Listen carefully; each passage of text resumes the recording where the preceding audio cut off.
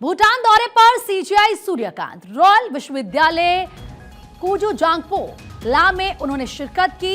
JSW वार्ता श्रृंखला में शामिल हुए सीजीआई सूर्यकांत। देश का कानून जनता की भाषा है।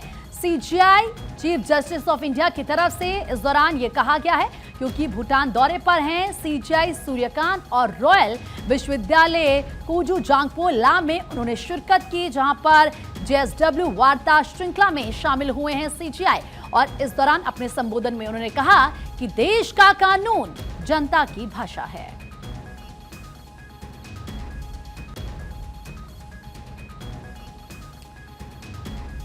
तो chief justice of India Bhutan दौरे पर इस दौरान उनकी तरफ से जो संबोधन में बात कही गई वो आपको इस वक्त हम बता रहे हैं। देश का कानून जनता की भाषा है, उन्होंने ये कहा।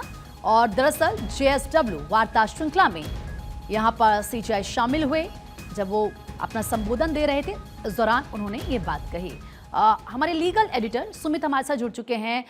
सुमित, सीजीआई सूर्यकांत भूटान दौरे पर हैं, यहाँ पर रॉयल विश्वविद्यालय कुजू जांगपो ला में उन्होंने शिरकत की है और साथ ही साथ उनका संबोधन, और बड़ी बात यह कि उन्होंने कहा कि देश का कानून जनता की भाषा है।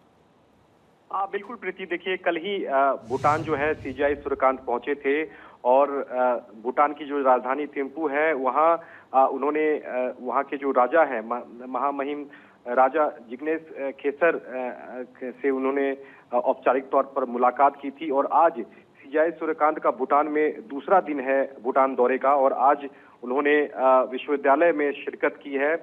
भूटान के रॉयल विश्वविद्यालय में शिरकत की है। उन्होंने कई मुद्दों पर बेबाकी से अपनी राय जो है वो रखी थी। चूंकि इस पूरे मसले की अगर बात की जाए तो विश्वविद्यालय में कई मुद्दों पर उन्होंने चर्चा करते हुए खासकर टेक्नोलॉजी और एआई को लेकर कई बड़ी बात जो है वो उन्होंने कहा है। चूंकि जेएसडब्ल्यू टॉक शो था उसमें सीजीआई ने शिरकत की और एआई जो लगातार इस्तेमाल हो रहा है खासकर न्यायिक प्रणाली में, उस पर उन्होंने मजबूती से जोर दिया है। और जिस तरह से भारत और भूटान के जो संबंध है, खासकर जो कानूनी प्रक्रिया है, उस पर भी बेबाकी से अपनी बात जो है वो रखी है। तो निश्चित तौर पर उन्होंने संबोधन में कई बड़ी बातें कही हैं। और सीजीआई का जो भूटान दौरा है वो शनिवार को करीब करीब खत्म होगा। उसके बाद वो भारत लौटेंगे और सोमवार से जो सुप्रीम कोर्ट जो खुलने वाला है उसके बाद न्याय प्रक्रिया जो है वो सुप्रीम कोर्ट में भी सुचारू रूप से चलेगी। ठीक है सुमित, बहुत बहुत शुक्रिया तमाम जानकारी देने के लिए।